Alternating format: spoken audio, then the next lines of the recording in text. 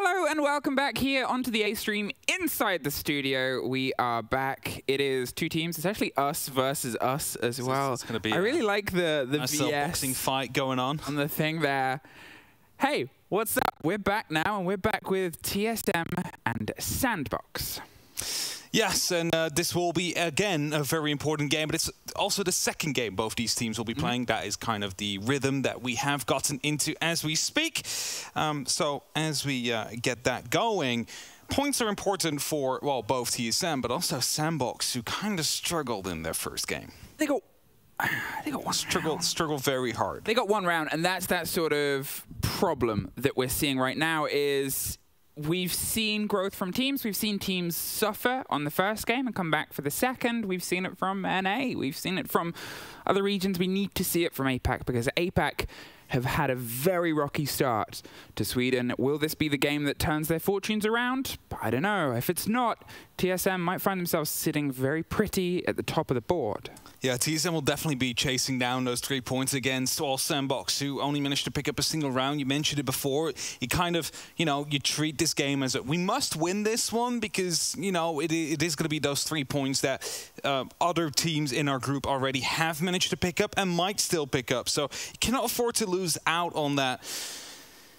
And whilst their hot and spicy challenge was easy on SANDBOX, the first game definitely isn't, and I don't think this one will be either. That's the second hot and spicy one that we've had. I know it's unrelated to the two teams, but the lead in there from Neskampalo eating spicy sauces. We've seen one from SANDBOX as well, and if you go to Koreans with a spicy eating challenge, you got to make sure it's spicy because Koreans do not mess around with hot sauce. All Envy Taylor said was easy, easy. Easy. It's all easy. They did it in a blink, but can they be as spicy inside the server? It's up to TSM to sort of, I guess, prove otherwise. TSM, if you didn't see it, I'd be surprised because you're here watching them play again. They won their game earlier on today. They have the opportunity to put themselves in a very good position because if Heroic also lose, which is the game that is going to be happening on the B stream, then we have two teams on 6 points, a potential big round difference as the fight here. SANDBOX have to try and slow TSM down. And of course, round differential is always that first tiebreaker. So if you have two teams on 6 points and you have them on massive amounts of round differential, they're basically as good as confirmed, traditionally speaking. So yes, SANDBOX, they need to slow down TSM. Even better, they need to pick up 3 points to stay in the fight of making it out of groups themselves, because that is something they have been struggling with for a very long time. Attending events, that's okay? Yeah.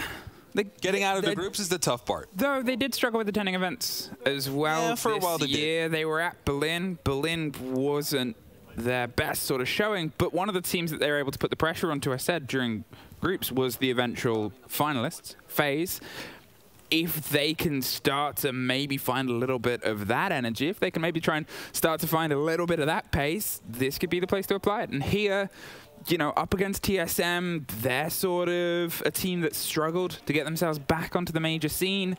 This is a good moment. Club is where we're going to go to. Not doubling down for either of them. Cafe and Oregon both actually removed by SANDBOX, the two maps that were seen earlier. Now, Clubhouse is that map we always talk about, the fundamentals, right? Like, every team knows how to play Clubhouse. Some teams just do a little bit better than others.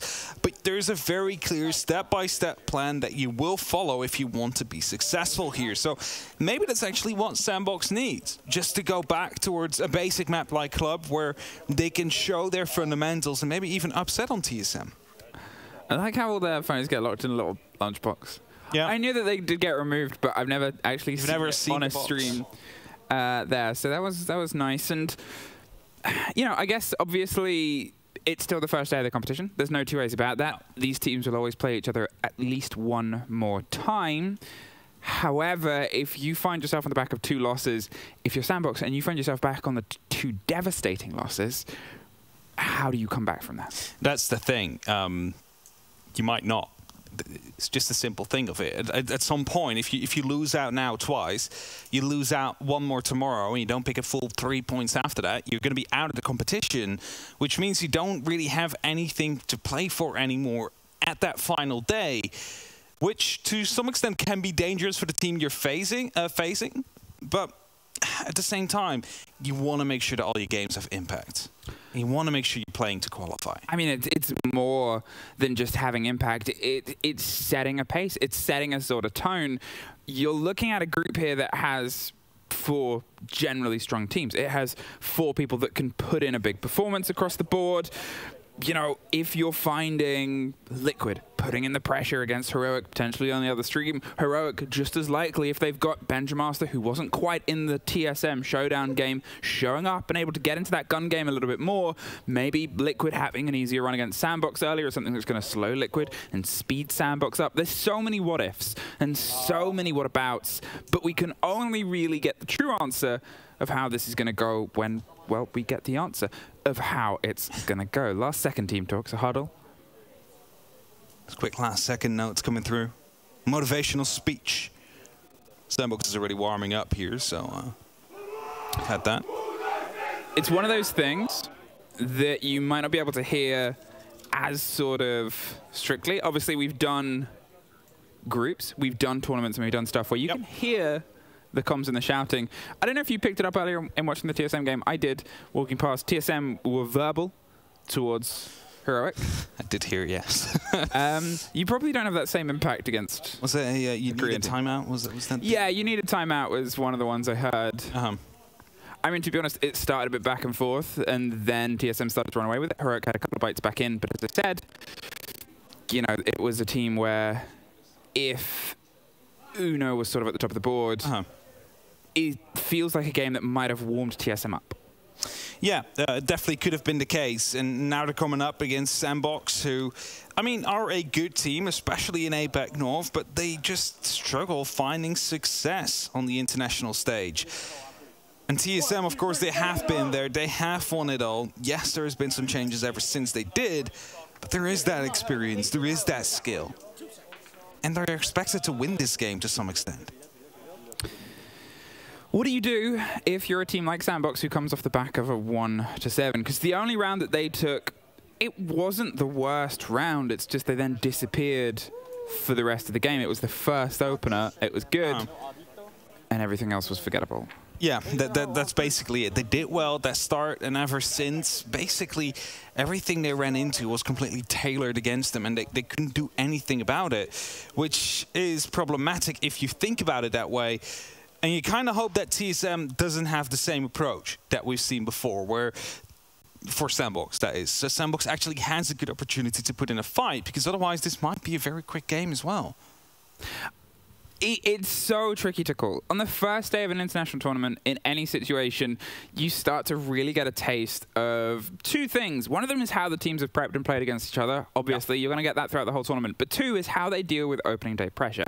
It is sometimes said that the second hardest game you play is the first game you play of the tournament. The first hardest is the final, if you get there, but that one's trickier to get to. You're guaranteed to play the opening game because it sets a pace potentially, or it can break a lot of mentality.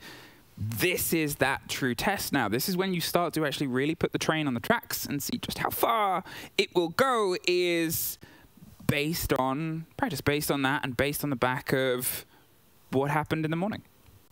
That's it. How will they be able to bounce back is that big question. Whereas TSM, can they continue? You know, it is that, well, question of form to some extent, because TSM does seem to be in a bit of a better form than SANDBOX is right now. But we'll only have to wait and see. Now, it does seem like there is some tech issues as we speak. Tech issues? The in-ears of one of the players of SANDBOX. Maybe no sound coming out. We hope to get it sorted soon, and we'll be in the game as soon as possible.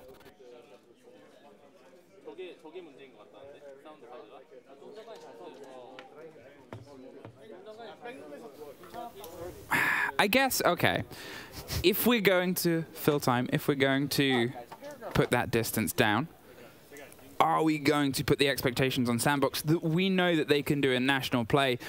It's something that is sometimes said about APAC North and APAC leagues, that they're a bit intrinsic, and I guess, well, we'll have a moment to sort things out. My apologies. People watching at home, we're going to go to a quick break before we're back with the game.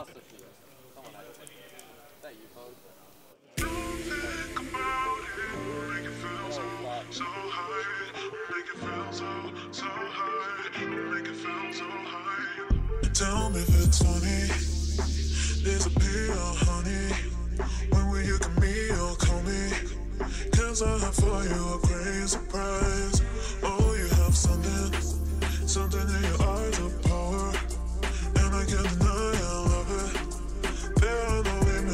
so we can't understand it. Think about it, make it feel so high, make it feel so high, make it feel so high, you never know why. Feels so high, make it feel so high, you never know why. Feels so high, make it feel so high, you never know why. Once again.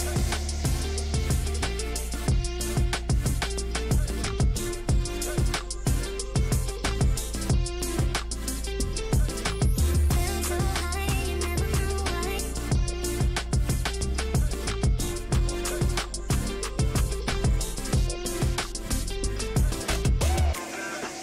Something in your eyes of power, and I can't deny I love it.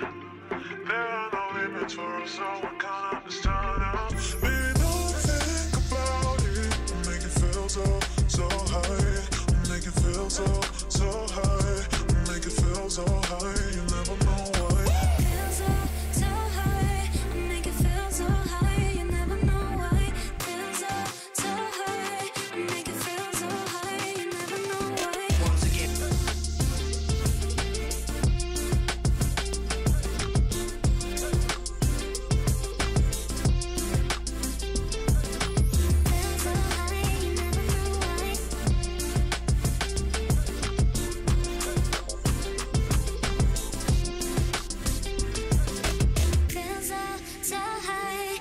Feels so high, you never know why. Feels so high, make it feel so high, you never know why. Feels so high, make it feel so high, you never know why. Feels so high, make it feel so high, you never know why. Feels so high, make it feel so high, you never know why. Feels so high, you never know why.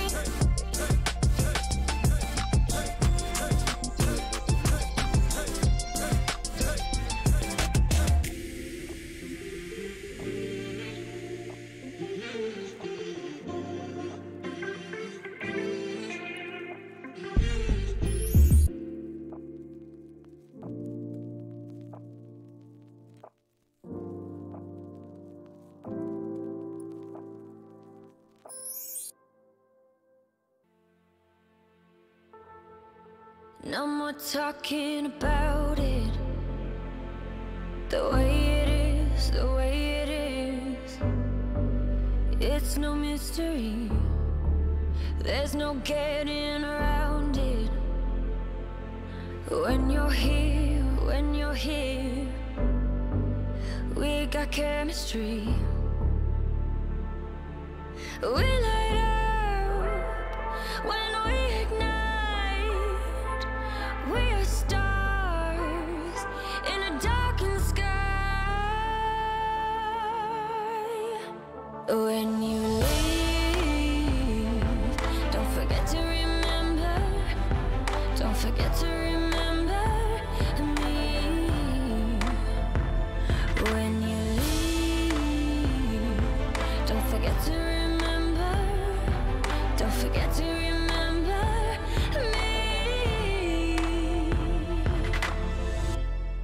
Remember me. I'll fight for you every single But Monty and Dokkaebi both going to be off the board. Azami also going to be leaving the space. And, I mean, I think all of these so far have been pretty positive for a map like Theme Park. All right, ladies and gentlemen, it looks like we are going to be having the H3 viewers joining up with us as well while they are waiting for their next game to get started. So, welcome to the H3 viewers. I believe they'll be tuning in with us for a little bit. The bans are well and done, and not any huge surprises there. The Montaigne throwing things for a little bit of a loop there. Stokes, you want to expand upon that a bit? That last tail end, well, we got to talk about it for a second. Goyo getting a ban here, and that's not something that we see too often inside of NA, but something that I thought we were going to see more and more as we got towards land, because Goyo is such a fantastic op at denying time, as well as has some very strong secondary utility on top of that vector. So just a utility pool that is a little bit too full. So they're going to get rid of him. And either way, we're going to get into Theme Park now. So that'll be able to at least thwart some of the plans of Liquid. They'll more than likely try and get around that by using smoke and some other denial tactics.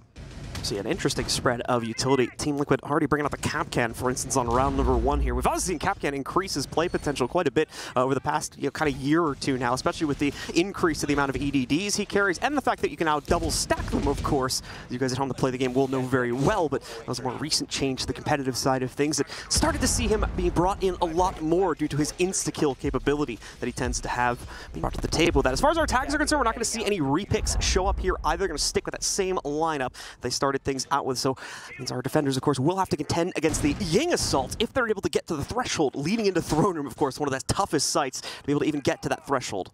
Absolutely. Looks like we're going to be starting things off with a bang here, though. Palu, he's placed himself upstairs in security, has the Nitro Cell, awaits Mello. Does he misstep here? He's going to drone it instead. Very smart, just using some audio on the roof to try and bait out a potential Nitro Cell. And we see how that goes. It's going to be the utility piece gone for the defense, and Heroic ahead by just a smidge. See them continuing to drone things out. No immediate action following through with this one. Heroic wanting to set themselves up a lot more cautiously. There's good reason behind that as well. Joom able to get some good shots in against Palu. Start things out. He's going to be brought down relatively low and will have to eventually give up this forward position going over towards Cash and areas like that. So he'll move a little bit further back towards any further hold here, and we'll continue to see Heroic gain that little bit of extra map control. But keep in mind, this is just the top floor hold here. A lot more needing to be taken, but at the same time, we're only a minute deep into the round, so Heroic definitely not at a lack for time. Nor a lack of aggression. Joom stepping up to the plate here and waiting. See if he can possibly get his Hell Sense back and then try and push themselves forward yet again. Benjamaster already getting a big pick here onto Nesk. He's not going to have those discs any longer to continue to add to the fight throughout the remainder of this round, so the throwables going to mean even more here. Fortunately enough, though, for Team Liquid, Resets has got the reset for the fight here back into the 4v4, although Palu and Joom both quite injured, so really could go either way. These opening engagements going to mean a lot. Really like this drop here from Ask. Liquid trying to play this in a much different capacity, but the big thing is right now is that they don't have a Nitro Cell to try and really thwart anything going on upstairs. But fortunately enough for them, obviously the site is all the way down and Throne. Just denial tactics upstairs to be able to fall back into their own home territory. Yeah, nice little 3-man squadron drop there from Team Liquid to get themselves back into the relative safety of Throne Room. Beautifully done. Obviously using the hard breach to mask it as well. Nicely played out here by Team Liquid, and it's caused a little bit of a stoppage for Heroic, as I'm not exactly sure what the safest path forward is going to be just yet. They need to go back onto their drones and need to think for a second here about how exactly they want to approach it. And even with Liquid falling back to the site, you'll notice a pretty passive hold inside of the room itself, or actually a little bit more so now that we get a better view of that. Uno ready to pop things open over here, at least going to make an attempt to do so inside of the supply closet. Will be able to go off without a hitch. Not going to see any negation utility be available here in terms of impact amount, or at least it was not in the correct position to stop it right then and there. So Heroic continue to clear things out and set themselves up, but when's this execute going to come through? We've only got 20 seconds left. They need to go for it, but it's Ass coming up on top, along with the pinch from Resets on the other side as well, to crunch out the entire top play, leaving it all on the final 2 from Heroic here. Uno finds one on the way in, but is immediately decked. Last player alive. Milo is going to be able to pick up one as well, but won't take it any further than that. Liquid holds the line and claims the first round. I think that that was a hallmark round there for Liquid, really showcasing what they can do on this defense. The denial tactics upstairs to delay time, and then transitioning that into a very solid hold with that rotation coming back through for Yellow Stairs, as well as the arcade balcony, where they were able to pinch out the players that came from waiting. Beautiful stuff, especially since Liquid took into account that Heroic wanted to try and abuse that verticality upstairs to try and dislodge the Throne player that Liquid had down low. Heroic will, although, do at least some due diligence in certain categories, right? They did get upstairs, they did move back down low to try and get maintenance open, so they were thinking along the right lines. They just really didn't accomplish what they wanted. While Liquid paying attention to Heroic's earlier matchup, we of course saw how the Frostbats are actually working quite effectively against the Heroic roster, and Nesk going to bring that out for himself here. Of course, just generally speaking, still a great operator to bring to this specific site hold and on this specific map as well, so it still fits the situation quite nicely here. That'll be the biggest dramatic change we see on the defensive lineup. Other than that, things are maintaining themselves relatively the same, or you'll have otherwise meta picks coming in for the other 4 players. Yeah, Theme Park, so many windows, so many little cheeky spots like that table that we just saw Nesk use there for for the Frost mat. And this is in every single map. I mean, you know, there's like little trophy cases, things like that, where somebody's just not going to think that there's potentially a Frost mat lane in behind that unless, you know, maybe she's been droned out or something like that. But either way, Heroic going to be out and about now, and Joom sticking to his guns here on the knock. We'll see if it can bode well for them this time around. Benja and the rest of Heroic here going to line themselves up, playing pretty heavily into that intel game like we talked about in round number 1 as well. They know that Liquid's going to get aggressive. They know they're going to try to get in their face. We did try to see them contend against that a little bit more directly when a similar playstyle was being deployed back in game number 1 for Heroic against TSM. Had some mixed results, though, so that could explain why things are a little bit cooler going into the second game of the day here for this squad. Trying to make up for that. Make sure that things end a little bit better for them, as like I said, they were close against TSM. I think 7-5 was the final score of that matchup, but unfortunately not able to bring those final few rounds under their control. Liquid obviously feeling a lot more confident here. We're seeing Heroic continue to move forward, though. Once again, getting that early map control for themselves, but oh no! So close there, but Reset's just having the better angle, shuts down the first player from Heroic. Mechanical masterpiece right there from Resets, as he's been decimating Heroic through these first 2 rounds. 4 kills to his name and looking to tally on more. Palu is holding down the line, though. Here on the frontal assault from Heroic towards waiting room is going to be a Rotero drone out. Does it get the shield? It does not. Misplaced and going to be off kilter a bit now, but it will dislodge Palu, and that's well, kind of what they wanted, obviously. Do want to get rid of that shield and make it to where he can't exactly move back in, so they'll accomplish that later on with another Rotero drone, but either way, it's going to take 2 pieces of utility to accomplish that goal. Grizzly's going to toss in yet another here, but it looks like the Frost is around to be able to try and cancel this out, and it will actually end up happening. So Nesk won't allow this shield to be ripped away from him, and instead Heroic are going to be forced to the top of yellow stairs, as they really haven't been able to find a pick to push themselves forward through waiting. The good news is the straightforwardness of the push does make things a little bit simpler with regards to time management here. They don't have to worry necessarily about a massive clear downstairs, and they're actually going to be using this downstairs position a little bit. As we see Ask now having been revealed, he's actually going to go for the hop. The nade banks off of him, and Benja, unfortunately for Ask, more than ready for the challenge. Palu has an immediate exchange ready to go, though, to keep the player advantage in Liquid's favor, and another one swings in from Nesk as well. So Liquid not sweating too much after the loss of Ask from the banister hop, leaving just Uno as well as Benja in the fight for Heroic. Again, with a limited amount of time to play this, only 20 seconds left to go here, so they need to make a move in these next few moments. Otherwise, the round will just close out in Liquid's favor, of course. Yeah, Heroic has been liquidated. It is not looking too hot for them right now. Uno's going to get gunned down from the position that we saw a lot of his friends go down to over here inside of Break. Very well done here from Team Liquid thus far. These defenses have been fast and furious. I mean, I will say this, though, although I did just say that, the time management from them has been really, really good. They've been getting their picks and allowing Heroic to make more mistakes, and that's really what we've noticed throughout that. Past that, a lot of suppressors. I mean, everybody is running a suppressor, man. Just kind of reeling them in is Liquid's strategy, it seems to be right now. It's a fad. We had it right when it changed. Everyone ran suppressors. Yeah. They put them away. We come back to land and they're like, we're all going back to suppressors. Okay, all right, I get it. You know, no more damage drop off for it, which is nice. And also, I mean, all of your oh my gosh, not hit markers, John. The bullet tracers. There we are. Tracers, yeah, the tracers are also gone off the bullets when you have the suppressor on your gun in Siege. So pretty nice thing when you're going for wall bangs and stuff like that.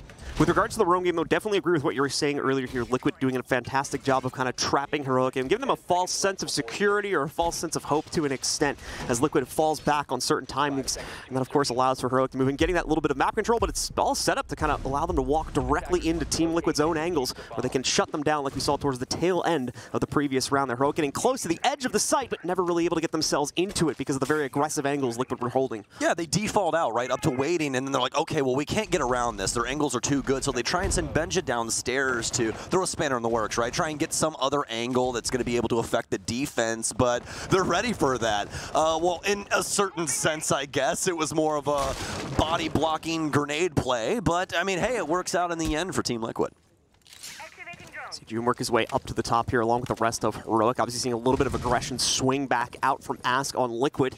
Not going to find much success with the actual run out, of course, but he knows that players will be around and, of course, will be wanting to take control of this part of the map as a staging ground to move forward here And of course, even just his presence here, now that he's revealed it quite obviously, it's holding back Heroic by these critical seconds. We've already seen in the first 2 rounds that they've pushed themselves to the raw limit of the timer here. And of course, Ask is trying to push that extreme even further now by wasting out an additional 20 to 30 seconds with that aggressive hold up towards Dragon. And Heroic is going to be going for a double EMP setup here, though. They've got Grizzly on the Thatcher, which obviously is still the strongest EMPs in the game, but they also have the impact EMPs on Mellow as well. So a wall is most definitely getting open, and there's some potential for someone to get blown sky high here, too, but it'll just be the shield. No one will rotate in time to go down to that frag grenade from Benja. Another one sent to the ceiling, but nobody home. Unfortunate for Benja here in the batting cage. Once again, Heroic setting themselves up here. Still about half of the round to go, so not going to be strapped for time just yet, but once again, a little bit of a passive stance here as they wait things out and try to look for the shutdown onto Liquid. Wait for that first mistake to come from them. They've been aggressive, but that's the problem for Heroic here. There haven't been a lot of mistakes along the way, save for that one little hop over from Ask towards the tail end. Oh my God, there we go. Perfect example of that. Ask with the perfect timing on the swing, catches Grizzly when he's looking just a little bit too far off the angle, takes him down. Another kill will also be found by resets. Ask is looking for a second, but now he's biting off a little bit too much here, potentially loses half of his HP. June is more than ready for him here as the potential swing comes out from Ask, but once more, a lot of time being wasted here too, and unfortunately Heroic has not been able to translate this time loss into any significant map control yet. Yeah, once again, we have a very default and defensive round from Heroic on the offense, and that's not going to bode well for you. Liquid is running amok of things right now, John. This is not looking good for Heroic. I really do want to see Officer take his time out right now. More likely going to be the case on for the full run, and indeed, there's Heroic's request for a timeout, so we'll go into that, give them about 45 to 60 seconds here to be able to figure out what is going wrong, and hopefully make some corrections upon it. They've seen the full spread of Liquid's defense, the first full run, so to speak, assuming that Liquid are just going to be going for 3 sites, not going for, I believe, Lab is the one they haven't played into just yet.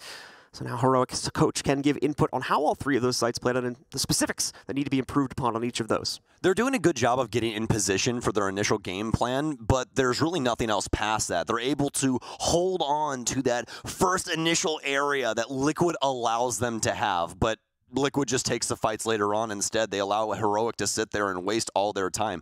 All of those engagements that we saw were well past when Heroic should have already made a decision to rotate somewhere else or just do anything else, put somebody downstairs, anything. I mean, we're hitting 1 minute and 5, and everybody's still standing out on East Balcony and cash and security. Everybody's been in the same place for so very long. So past Benja, I really want to see some movement with this squad. I want to see some help, man, because it really feels like Benja's out here on an island trying to get things done across the entire map of Theme Park, and it's a pretty big map. Yep. Someone's going to step up to the plate here, be able to make their first mark against Team Liquid, as unfortunately it seems to be going the other way every single time so far here. Mellow indeed giving us an interesting pick, and I was just going to bring this up for you to discuss. Is now this is going to add an interesting little wrinkle into this one, a possibility for those trades to maybe come in a little bit more proficiently if the sniper is trained onto that, and on top of that as well, the utility to maybe breach their way past some of these electrified walls as well. Yes, indeed. So see if that will work out for Heroic. Really interested to see what angle Mellow's going to adopt here, because I don't really see any future where Liquid's going to go spawn peek or anything of the sort. So really just thinking about maybe yellow hallway right out of Gong, or rather tellers, you know, things along those lines, some of the longer angles around this area, you know, things like the waiting hall upstairs. But again, we'll have to see. And actually, Mellow's going to troll us, as they usually do as pros whenever it comes to calling. He's going to switch out to Lion at the very last second. So yeah, we do still have the Amaru, so we're still allowed to have fun. Considering that we're on Throne as well, the switch off of the Kali makes perfect sense, specifically just when you're thinking about the rifle there. Just don't play Kali. That's the right decision. Yeah, I mean, you're going to be on permanent secondary the whole round, essentially, so not going to find much use for there. The line will probably be much, much better, especially when you consider the amount of aggression that Liquid have been throwing forward to a correctly timed E1D can really put a damper in those plans. Grizzly, though, going to try to put a damper to the lines of Team Liquid himself as he just goes directly into the fray, takes control of Break Room here. It's going to cause a little bit of an awkward stance here as he takes some damage. Liquid definitely have a bit of a pinch angle set up against him, but he has a few angles to fight back in as well. Just not playing with great intel right now, and obviously can't drone for himself. If they see a drone coming in, they're going to assume it's just one player going for that and immediately rush him. More likely get the kill as well. We're 1-1 to start as Joom is able to claim one. Uno as well from the rappel, catching Nesk. But of course, Liquid did still trade out one, leading to the death of Benja. Joom with a potential second, but no, not able to lock in that aim. Grizzly just going to be able to fall back and away from that, and Lagonis and Ask as well will stay alive. Hotly contested round finally for Heroic. It seems like they've found themselves a bit. I will say they're still a little bit off page right now with each other. Mello really not tossing those EE1Ds in time. A lot of people taking some fights and not really having anything to back it up utility-wise. So a couple coin flips could have happened there that we didn't exactly get to see. But either way, Mello's still tossing it out there at the tail end to assist in a certain capacity. So going to use the second one here now and see if they can try and find themselves some more Liquid members. Ask is upstairs along with Palu. Please remember the site is indeed thrown. So Heroic has some solid positions around Palu. This is what we expect out of this man when his number's called. He lays down the law. 2 kills out of the MPX. Palu making a big difference here that might save Team Liquid's butt inside of this round and keep this game flawless so far, potentially 4-0. 2v2 now, and unfortunately for the HP side of things, Heroic are at a slight disadvantage as well because of the damage that Grizzly took from his initial hop-in over towards Break earlier on in the round. Lagonis, of course,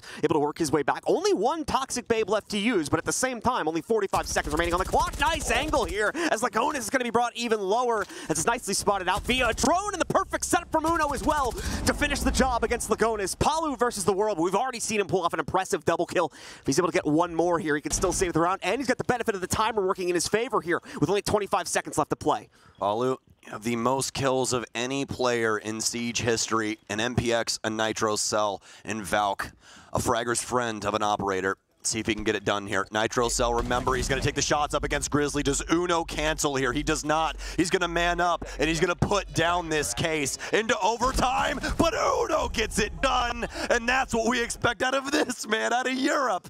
Oh my, we have the clash of the Titans, and Uno takes gold. Gotta love when a round comes down to a straight-up 1v1 gunfight, and that's exactly what we get. Uno just clutching it out versus Palu. An impressive round up until that point, of course, from Palu, but not enough, unfortunately, left in the tank to be able to shut things down. Uno comes out on top of the final 1v1, just full committing to the case plant there as well. No second guesses. Even Palu seemed like he wasn't fully aware of the fact that it was going down. You could see him second guessing his own Nitro Cell toss there towards the tail end of the plant timer. So that set up that final 1v1 and gave Uno the confidence to win things out and finally put Heroic onto the board. Yeah, perfect round from Uno there. Played that out extremely well, kept himself alive, and was able to clutch out because of it, especially with that case control in hand, just making things a little bit too difficult for Palu. Really not able to pallet that, and that's why we've ended up here. But fortunately for Liquid, they have so many rounds in the bag already. They could split this thing in half and really not even try for these other 2 rounds. Just be a 3-3 split and be able to try and handle it on offense instead. But obviously, we know Liquid's no slouch, so they're not going to lay down. Uno's going to have to try and rip this from their cold, dead fingers. Let's see here how Liquid tries to quickly make up for things. Still 2 rounds to go, so they can still try to solidify a 5-1.5 if things continue to go their way. But it seems like Heroic has found a greater capability to be able to make their mark, at least against the initial aggressive plays from Team Liquid. So now it's in Team Liquid's hands here. Do they try to cool it off a little bit, play things more passively, or do they double down? I don't know, man. I will tell you this, though. I'm having a great time casting for being awake for now 30 hours. This is pretty amazing. Pretty amazing stuff. So we're going to continue to see that slow initial approach come in for Heroic. Lots of droning need to be done due to the early shenanigans from Team Liquid. Just need to scope out for that.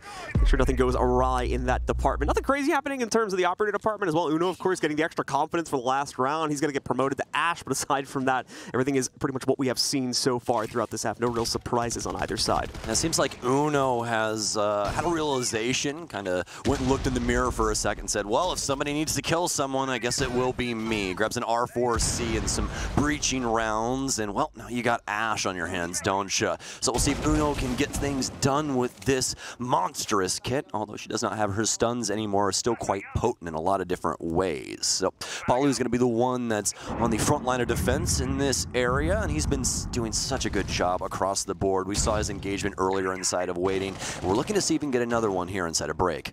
Got the Nitro primed and ready to go. This all comes down to the timing, though. More importantly, how he avoids the damage potentially coming in on the rappel. But Lagonis going to get spotted out instead here by Joom. Ask finds a response, however, but Benja right back at it. Heroic seem to be locking things in here now in their mid-round, doing a much better job in making sure they find those trades and, more importantly, not allowing Liquid to get away with these free picks. There you go. Perfectly set up for the players on Heroic, and they shut down all of the aggression from Liquid. A defiant round from them as they're starting to come back into it towards the tail end of this half. Perfectly executed aggression there from Heroic, especially loving Joom sneaking into sight there, catching Liquid off guard a little bit.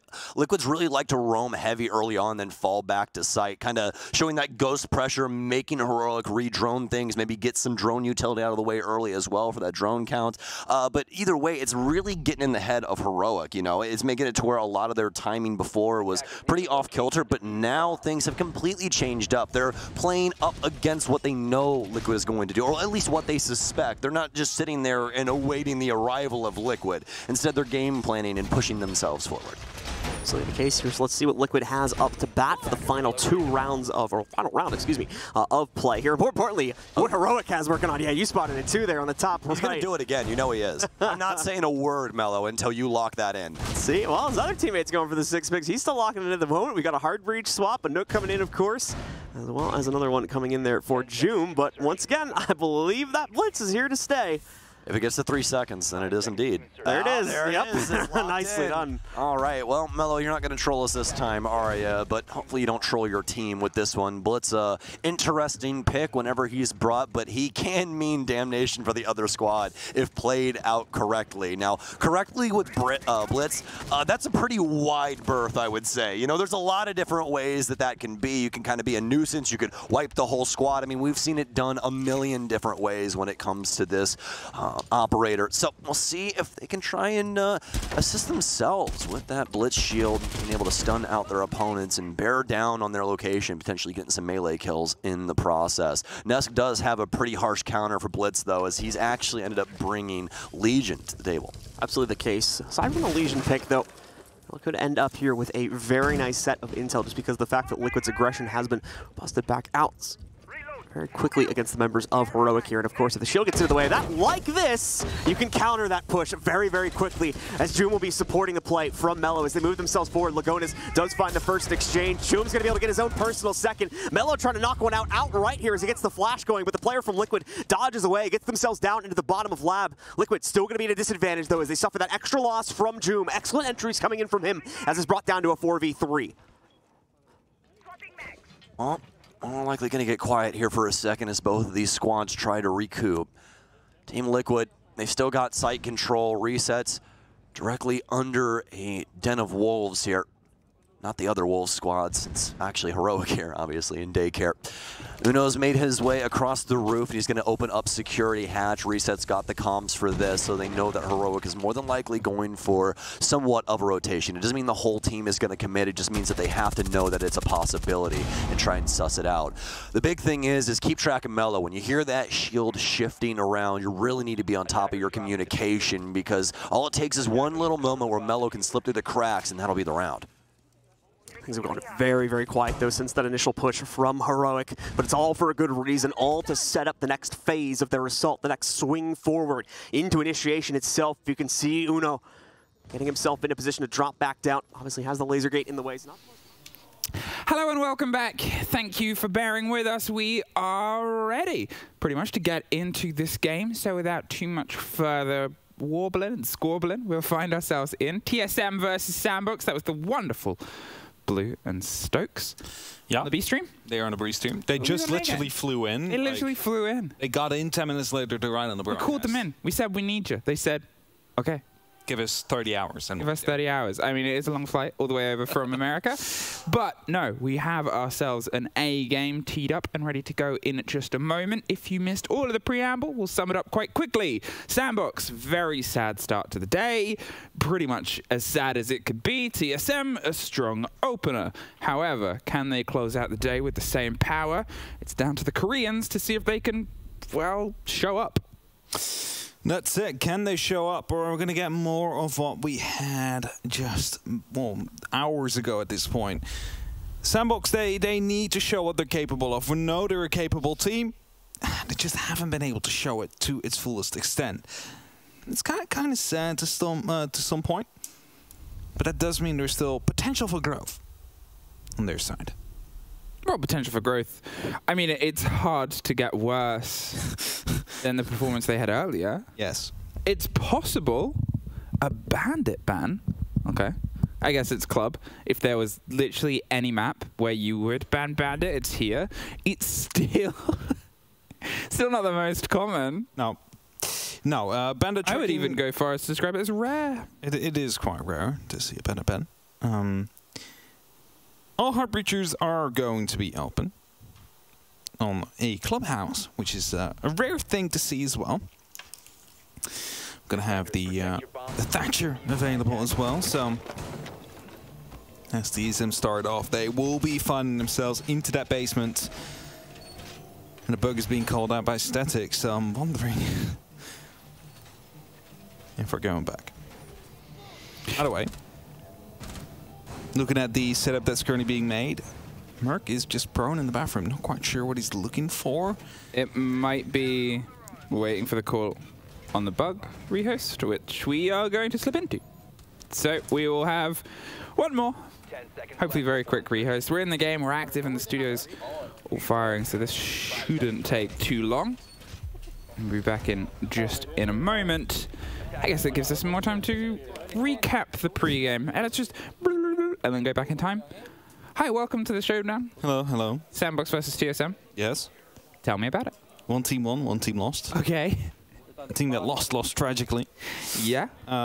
Team's named SANDBOX only picked up one round. It was the very first round of their tournament as well. Do you know who else lost tragically and then made a comeback? Cover your ears, everybody. Cover your ears, everybody. Blah, blah, blah, blah, blah, blah, blah, blah. Spoiler. Direwolves. Okay, yeah. The other team that suffered the wrong end of a 1-7 came back and won their most recent game. There's hope. There is definitely hope. I mean, it's not over until it's over, right? It's not over until that last round is finally played, and there is opportunities for APAC to take wins out here. I mean, Cyclops was able to pick up 2 points as well in both their games. It's not ideal. You want to get a win, but they're not like out of sight of their group as well, right? They still have a good opportunity of fighting back in, and to some extent, if SANDBOX is going to be able to find a win here now as well, they're right into the mix. I like the players pulling faces. Obviously, yeah. You know, you didn't bring the masks this time, I believe. No masks from the side of SANDBOX to throw on. I don't know if they have. I know it was Damon Kia that had the Crocs that said DK win. They're not in, no Crocs. No, here. No Crocs. They didn't lend them to the other Korean team. Would be weird if the other Korean team would be wearing Crocs saying DK win. That would be a surprise. You think they might change the names on it, but I said that one might be a quick one, and it very much was. We're back in now in the terms of rehosting. If a game is in progress, has to be the same site. Defenders have to choose the same operators. Attackers, obviously, since attacker repick came in, they can shake things up if they like. Yeah, that's it. They can repick up until, I believe it's 3 seconds left on that timer. Yeah. So still plenty of time for them to drone out, see what was going on, and, you know, make sure that that all goes well. We basically see the same thing from Merc. Instantly jumps up that hatch, wants to destroying some of the drones, I believe he wants to. There's only 2 left on the board right now. That is tragic. Was swift. 3 taken out quickly. Especially as, you know, they've literally just almost dry-runned drone. I mean, you've literally just seen what they wanted to go for, right? So it's like, it's not necessary to send in that many drones, but they did either way, and it means there's only 2 left on Arakazi and Static. And those are slowly being put in position. Yeah, you can see that MV Taylor's made the way around there. Jacuzzi.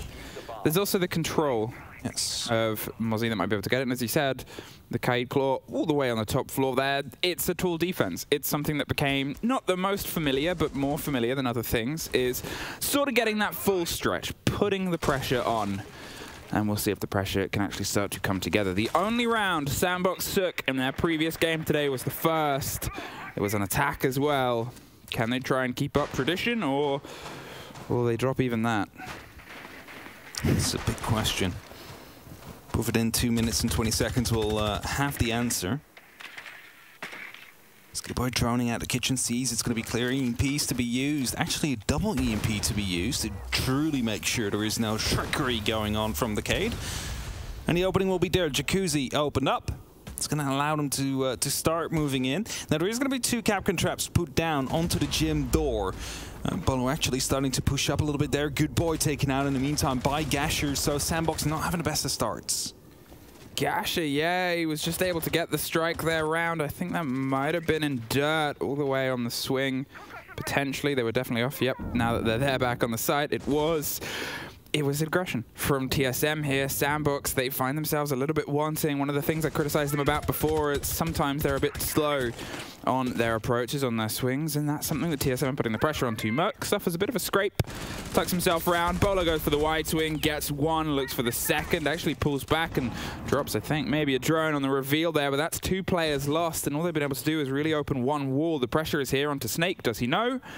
No. There's MV Taylor getting the strike, the Nook, and the Nook's going to head straight downstairs. I mean, at this point, you don't really have the manpower left to truly take care of all these roamers, right? You need to make something happen. Charles still up on the top floor, finds Bolo through the wall. I mean, probably didn't have a drone out there because that was taken out before, but still had an idea that there could be a player out there. So, you know, nothing gained, nothing lost if you fire and you don't hit the shot, but instead finds Bolo, brings it back to a 3-on-3. Now, Merc, obviously being a loose player here, he has the option to head up and down, and he might not know just how close he could have been to running around and a bit rampant there over the top of bar. In fact, doesn't want to risk it because with 40 seconds left and you assume the smoke gives the reveal of one of the players, and there's Static getting caught out by the next achieved on the 3rd box, has the angle, the kit. It's going to get recollected. MV Taylor doesn't think he wants to take that fight as of yet. He could try and roll a grenade towards that back corner, but it's a very awkward angle to put it down. Opens up dirt, gives them another route, gives them another option and something else to think about. That's going to cut it close, but a bit too close. 13 seconds. Shile, he's driving himself through. They're just going to try and flood their way onto the back of the site. There's the swing. The smoke comes a bit late. The heavy pepper fire from Achieve downs the man with the kit. They have the angle and the idea in the first round. It's TSM's. TSM from the start already in control there as they were, you know, catching SANDBOX up on that top floor and near, of course, the gym. They let them open up the jacuzzi wall after they had some pressure down from the top of garage from SANDBOX, which actually forced Bolo to go aggressive towards that jacuzzi wall where he managed to pick up a kill. And SANDBOX was able to come back a little bit, bring it to that 3v3. But they didn't really have anything prepared for the site. Like, all of the fighting went on that top floor. Not ideal. And here you see it, Bolo, with that kill coming through. That was due to the pressure being applied from him from the garage roof of Charles, of course. And that grenade actually bouncing back into the pot on the kitchen to camera. Yeah, that was almost tragic. Taking cooking to a next level. Cooking grenades, that is. Now, TSM with that very first will be more than delighted with that. Looking to see if they can continue as they're headed towards the bar and stage area. 2 drones again taken out by SANDBOX, from SANDBOX. They're not really good at containing those drones. I mean, after about a minute of play, there was only 4 drones left in total as well on the SANDBOX side in the previous round. So they really need to make sure they keep a hold of their drone economy because otherwise they will suffer in that late round. You know how we joked and we said it's tough to get worse than what happened last time? That's definitely possible. It's still possible, and that's something that's going to be on the mindset. Arakazi does kill Achieved, does get the swap out there. He was holding off on the angle. They want to get Good Boy back up, who almost suffered twice in a row to a player going for an early swing strike. Arakazi has the cover. Very important cover here from the top of the shed. Gets their 2nd kill from it. Snake wanted to see if he could try and slip in and get some revenge there, hoping they'd gone for the pickup and sort of said, they're surely not going to peek it twice. They did. The Koreans were a lot more cautious, and now they have a really good body advantage this early on. Yeah, and a double approach from TSM not really working out. Maybe not respecting SANDBOX enough, hoping that they were able to get away with it. But Bolo will find Shao, though. So that brings it back just so slightly. Good Boy is low on HP as well. And as they start hammering down up onto that top floor, it is that first point that you need to take as an attacker, because we are playing bar and stage. Now, there's 2 hatches. One is going to be in gym. One is going to be in construction. Both those hatches do offer incredible amounts of verticality that you can use to stop any of these plants from happening. So SANDBOX, they want to flush out the TSM players from that top floor, but they're not really getting that granted to them because they're just trying to hold on with as much as they have. Bolo and Merc playing on that top floor with Gasher actually trying to find himself a way into the strip club so he can play those yokai drones a bit better. There is still a lot of territory that the Koreans have to get control of here. SANDBOX are trying to fight their way over the top. It's a 2-story hold, always has been. Static on the back line with the kit, it poses that bit of a risk. Obviously, it becomes something you got to recollect. There is a player not too far away. They're hoping to get a catch on the loose player, but Good Boy has to force it. Has to force Bolo out of the position, maybe down the hatch, maybe on a rotate. You can see Merc is trying to hold on as well. The next canister goes. They just push right through it. The procs will give some of the game away. Merc's going to hold on close, and they go down the brick stairs. There's a player coming up on the back end. Static takes the header for Gasher and realizes, well, they're both up here. Let's go down there. Bolo, in the meantime, is doing Bolo things. Inside construction, one more on the clock and the lock. The pings are coming towards the player. The roll of the Exo... well, Bolo getting a quad kill in the meantime. I was going to say the roll of that causes a bit of a fight, but it's suddenly a 1 versus 1 out of nowhere. They drop down. The Bulletproof revealing everything. Doesn't quite get the lockdown. Finally finds it and wants to find a place to put a kit down. The pings are continual. They're over the hatch, over the breach, over all of this. You assume maybe an Echo drone is the one giving the game away. Just sees the angle. Can't quite find it there. Has to get somewhere because at some point it's just going to be a hatch drop. Where do you go? Merc has it all on watch. The Bolo quad kill definitely helped there, but this is what I told you before, Emmy. They need to take top floor control because, first of all, those hatches give you massive amounts of verticality you can play with, but what about the destructible flooring? That truly helps you as well, and, you know, Bolo just racking them up there. It was out of nowhere. I have to point out another mistake, though. The Bolo was playing in construction. The construction window wasn't opened up until, like, the last very moment. It's a mistake. You need to be opening up these windows. Yes, the defenders can swing out of them, but it's pressure on them. They need to worry about someone being on that window. If you leave it closed, someone like Bolo, he's just going to be playing there. He doesn't feel that pressure. He knows that he's going to be safe if he hasn't been spotted. And again, a lot of drones taken out early. And with that TSM, they just rack up their second round. I mean, I guess that's that sort of frustrating moment from the side there of how much an advantage SANDBOX are able to build in terms of the kills and the impact they could have. They didn't have the verticality, and Merc punished it at the end. We saw that. They didn't leave themselves much time to try and get the lockdown there, and with everybody going down, it was Bolo caught the player that was going to watch over the hatch because they swung quite aggressively. Yeah. If they had been a bit more passive onto that hatch fight, they might have been able to surprise them. They would have been able to, worst case scenario, try and retake the top floor. Then the two players go down to the drop. He drops onto stage hatch. You assume it was just off our screens. And suddenly, it's a Bolo round. It is, and it's a TSM round as well. When it's playing on that K, they're just making sure that the wall will be closed for now. There's going to be impacts and EMPs to use. So Arakaze definitely will be following that one up with a double. Actually, first one used onto the garage there. So that takes care of any Electroclaw that could have been up there or ADSs, but neither is the case. So, you know, that's basically a free EMP for TSM. They don't need to worry about that. And that means that if there's just a little bit of a slip up down Arakaze's side, they're actually going to be able to keep one wall closed for the rest of the game. Double French for a CCTV hold. Double French for the lockdown. The Rook's going to buy a lot of time for a Doc that's going to buy a lot of time for himself here. We sort of theorized when these two changes came through for those ops where they would be big. Yes. This was the main location. That's it, right? It's a location where you take tons of utility and where you basically need to just muscle yourself through. Having a Doc and a Rook is going to be helping you to stay alive a whole lot. Just a split second too late there. That exothermic, we saw it go down, and we see the breach happens right behind it. It didn't sound like there was the roll of an EMP, so it was just well timed. The break onto the Bulletproof on the far end. They're clearing themselves up. It's a step-by-step process, and they're keeping an awareness onto the second step, the fight over Garage. Merc wants to try and lean into the argument. He wants to see if he can do a little bit of damage here. He knows he can take at least one down and root around, but what can they do after? Now, MV is going to be crucial to take control of the mezzanines, having to use those incendiary bolts to get rid of Merc, or at least relocate him into a different position where Static can provide some support. Whereas the SANDBOX, of course, needs to lean into that a little bit as well. But Snake, he's in a position to go for a jump out, and I think that's exactly what he's eyeing up at that impact. I mean, it's 40 seconds left as well. The later he does it, the more impactful it'll be. They drive into sight. Bolo finds one. Static finds Bolo. There's also the body down onside the top. Achieve does get Arakaze, but they're going to have to get themselves back up. There's the take. Do they know where the kid is? It's outside. Do they know where the players are? One's on the rafters. One's top of red, and Shyle is just in the middle of sight trying to find a safe route through. There's the fight he didn't expect. Snake with the P90 sprays, prays, and gets the man down. 15 seconds. MV Taylor, 3 people to get through. He's outside the building and the door. He's able to put the fire into the first, doesn't get the lockdown.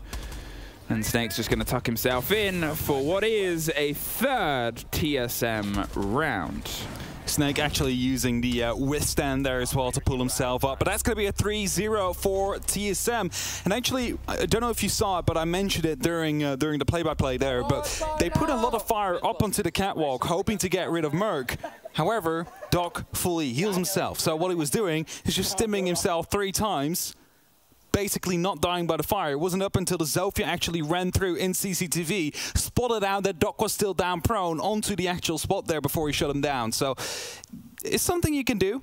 With the Doc, you can stay alive through fire now, so you need to have that external factor to truly take him out.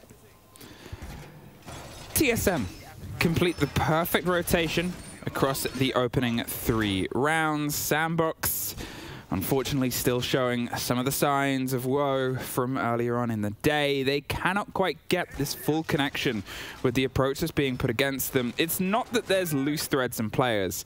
They've at least got what seems a bit more of an awareness, but it is club. It's a map where you have a lot of expectations, and to be honest, most teams meet them. They're just not quite as snappy, not quite as sharp as TSM so far throughout this opener. They haven't taken their tack time out. I think if this next round goes against them, we're probably likely to see it. Yes, they want to make sure to pick up at least 1 or 2 rounds on this attack. Especially with all the heart breachers open, the attack should be favored at least slightly. Think about the Thatcher being open as well. There's literally no reason why you cannot fulfill steps 1, 2, and 3 of any give and take on Clubhouse. It's just the plan to the final execute that make it tough. And, you know, TSM, they are here to make it tough. They are here to lean into the fight. As Good Boy misses the first couple of opportunities to find Snake. He lives, he continues, takes down another drone for his efforts there. Which is, by the way, this time a little bit better on SANDBOX's side. Oh, whoops. Gets it in the end. He gets it in the end. I mean, he's had more than enough of a round in the game so far. He's sitting 5-1. He's been able to really throw himself into these rounds and engagements, and Achieved is doing exactly the same thing. He puts himself a pace ahead. Shyle is able to find Bolo, but Merc very quickly gets Good Boy, who really hasn't been able to have a connection with the whole day. Unfortunately, a huge gun and gunner. And we want to see him on the international stage, but his first day here, at least, has not quite been that way. Still an opportunity to redeem themselves here as Arakazi takes control of Strip. However, again, it is only the top floor. They need to go down towards the basement, Emmy. They still need to clear out the complete first floor before they can even start about thinking of attacking that basement. Luckily for SANDBOX, every single player of TSM is active in that basement. So if they have some... Whoops. That's unfortunate. If they have some good drone work, they can definitely move through this floor quickly and instantly put up some verticality, maybe even find a way to open up the hatches if you do not want to take too much, well, risk at doing so. Once again, time is becoming that factor for SANDBOX approaches. They've only just got the control over the top floor here. It's taken 2 minutes, and they still have to put pressure onto the mid, let alone the site itself. They're trying to speed things up. You have to look at what's been taken out of them, though. They've at least lost some of their hard destruction. They've lost the gunner Good Boy as well, and the chance with those grenades to roll them in close, there's at least one more. But if you're trying to cut close on an angle or put the pressure on, it becomes dangerous, as we see. There's 1, there's 2, Achieved for his 3rd of the round. Static gets 1 on the back end of blue. But he now has to find another 3 players. The default up throughout that whole time as well to help lead into the kills Achieved pulled together there. It's just these little mistakes that have cursed the day of SANDBOX and continue to. 4-0, not ideal. Far from ideal. Yeah, I would say so, yeah. You're actually correct in the fact that a tactical timeout has been called, I believe. The microphone is down. It had to be. It had to be. No, we're continuing. No. Wow. Okay. They're pushing through, they're muscling through. I mean, I guess it's down to them when they think the marker is. It's also, you know, it's a call on players. It's something that if you talk to coaches and players, they'll have different perspectives on when to call it. If you have a team that thinks that inside the kitchen they can cook the best recipe when the stress gets hot, fair enough. You have to let people work to their own dynamics. It's something that I know Lax talked about when he went to Elevate. If we're going to talk about these as sort of the APAC region, the American region, is one of the problems that he thought that they sort of had sometimes was not knowing when to call timeouts, not knowing that it can be a big factor of a game. It really varies from team to team. We can make assumptions on when we would do it, but at the same time, these are the pros, and if they don't feel like it's time to do it, you sometimes have to trust them and say, okay, prove us wrong. I mean, they will know better than we do, right? Yeah. I mean, this is their job. They have done this many, many times before. Maybe not the same stakes that we have currently for a team like SANDBOX, but, you know, they've called in plenty of tactical timeouts during APAC North, so. With that being said, they continue on their attack once more. Again, I do feel like it should be more attacking sided than it currently is, especially with the bans. Lots of heart It should be. It's also worth noting this is 11 rounds in a row SANDBOX have lost now. Yeah, that is very true. So they're not in the best form. But that kind of makes me afraid of what is left for the next half of the game. That's it. They have to try and break this deadlock. It's not just a matter of losing a game. It's not just a matter of losing the rounds in the opening half here. It threads for the whole day. That's this best-of-one system. That's the competition. That's the group stages. If you lose things on the first day, you can claw your way back. But if you lose things on a deficit of that many rounds, I mean, how do you claw yourself back? That is a monumental task. You kind of asked it after the previous game SANDBOX lost. How do you claw back? It's like, maybe you don't. For now, they haven't been able to claw back yet. They are trying to play their game, and there's definitely moments of potential. I mean, Charles is trying to find himself a way, and he's gotten 4 kills. Static is finding 3. It's just that the rest of the team not truly connecting. But not really sharp enough. I'm not sure what it is. Gasher finds Static. That's your Thermite gone, hoping that they've opened up what they wanted to open up. And Good Boy, luckily, finds a trade, though. Finally finds his first kill of the game as well. Bolo's going to see how long he can stick it out here. Pops up and gets popped down. Good Boy gets his second. Suddenly, they've got a little bit of force here. They've been in a body advantage position before. They've been in one that they got quite early on, and the round still went away from them, though. They know the job is far, far, far from done. The pings on the kit, the reveal just on where it was. I talked about this before, once upon a time, that the isolation of a player on those balconies turns into a bit of a sort of ranged pickup. Envy Taylor suffers on the walk round. Do they know about Achieved? Oh, yes, they do. Yes is the answer. Good Boy gets his technical third, but I don't think he gets rewarded for that kill. It'll be whoever downed him. Whoever got that injury will be granted that kill, but the diffuser still dropped on the floor. SANDBOX, you do not need to push that diffuser now. Yes, it is the eventual goal, but if you're all going to be rappelling up on the jacuzzi balcony, that's how you're going to be losing this game. You need to be using your man advantage right now to actually push the site. Like, you have the diffuser. Let Envy Taylor deal with it alone. He is an experienced player. Just make sure you create some space for him, because for now, Snake still holding on. Gasher gets injured, though, and that means it is an effective 1-on-4 situation. Now, surely, there's no way they lose this with 10 seconds left. I mean, they have to try and knock this one home right now. There's the first for Snake. Very quick response from SANDBOX. 11 rounds in a row between the first round they won at the start of the day and their second across the 2 games. Where do they go from here? They didn't take the tac timeout. The mic is down now, so maybe this is the moment. It seems like. Yes. Yeah. The coach is talking. That means it is the time. For 45 seconds on the clock, see if there is going to be something to push them towards a second round, because they need it. They need it to stay competitive in this game. They need it to find themselves with an opportunity to fight for a point. Maybe more than that. But TSM overall, they have been looking unbeatable for SANDBOX. I think it's sort of that big amount of pressure they put down. Obviously, we're looking at the team. You know, Achieved is running away in terms of the KD a little bit at the minute. He was 8-1 and then got caught out to become 8-2. 8-2, yes. A 4.0 KD at this point in the game is still pretty good, only dying twice. Bolo also has a huge amount of people that he's been able to put down. Not quite as many, I believe, but still great progress. It is progress, good progress. 5-5. Yeah, so he's been getting 1 every round so far. It's decent, you know. 1 KPR is generally considered good. You wouldn't say no to it. You wouldn't say no to it. You wouldn't say no. I wouldn't say no to that. That means you're always carrying your own weight in each and every round, right? So at least you get your kill to some extent.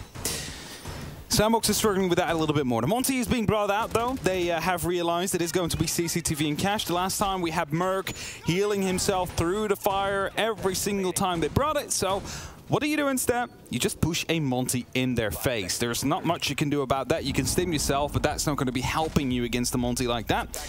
And they hope that they can relocate Merc as a result of it. Either force him to jump down or go back towards the site so you have their garage under control.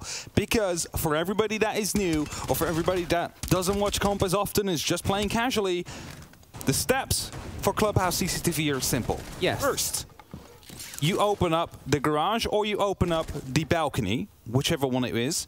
After that, you open up the other. Simple. Yeah. Then you take control of garage. When you have control of garage, you can go for a plant, and there's almost nothing they can do if there is no C4s coming in from below. That's basically going to be it. So SANDBOX, they struggle with taking control of garage. The solution for that is going to be the Monty. He's going to be pushing up the staircase, going to be pushing up the mezzanines, trying to push Merc out of his position. You just need to make sure, though, that there is no support coming through from, for example, the oil pit that can take him out if he starts to move up. But this should be a relative clear-cut push from that Montaigne onto Merc. Bolo can rotate, has the C4, has the option to hit towards oil pit if he wants to. He's currently watching just towards the Adam jump-in window and seeing if anybody wants to get the width on that side, but the sooner Monty makes the movement up the stairs, the safer he will be. Achieved is keeping the watch down above stock. He has the eyes in the sky, and he's hoping he can get a spray through that soft and punish anybody that might try and drift their way through. There's the ping on the drone. He was thinking about maybe shooting it through. Taylor saying, no, not here. He's trying to maybe negotiate a bit of a peace here between Merc and himself. Like, if you just fall back, like, we'll let you live for now. Alright, the garage is going to get opened up, and that is going to be opening an extra opportunity to put pressure down onto the dock. Also, what you see is a nade operator pushing in from that bridge we just saw. Toss it right up onto that dock. His position. And you take him out as a result of it. There's also no ADSs currently in play for TSM, so those grenades do not have an excuse to not find a kill onto a player on the rafters out there. When do you do it, Bolo? That's sort of what he's thinking here. He obviously still has the C4. He's above soft. If they have to try and throw themselves in, he is a deterrent, and he is a very dangerous one. In the meantime, MV Taylor's making friends at the top. He drops the shield at the worst possible time. That was the Sophia stun that killed him. It was Sophia on the far end. Shyle, unfortunately, poorly timed. Snake does the jump out. We sort of put a proposition for on the previous time we were in this round. He waited and baited and finally made it. He was able to get that kill and that connection. They lose two big fights. Arakaze finds Merc in the meantime. Shyle, he doesn't quite get the kill onto Snake, who's just hopped up on the table. The smoke doesn't roll its way through. The second at least finds the distance. They've got to try and push themselves towards the plant opportunity, but there's still a C4 in Bolo's pocket. It's what I talked about before. It's always still going to be a danger. Look at him just waiting underneath. The kill comes over onto the cover. There's that C4, and there is a 5-1 TSM half. I was so confused where the stun on the Monty came from. I'm like, there's no Echo, there's no Ella. No, it was this Sophia that shot in. The concussion from the breach actually forced the Monty to, well, sideswipe the shield, which allowed for the kill to come through. It's not quite a team kill, but it's basically the same thing in this kind of situation right here. And they basically had everything they wanted. I don't even know where you wanted to go for a stun at that point, because you know where he is. He's being pushed back. Just get a grenade in from underneath.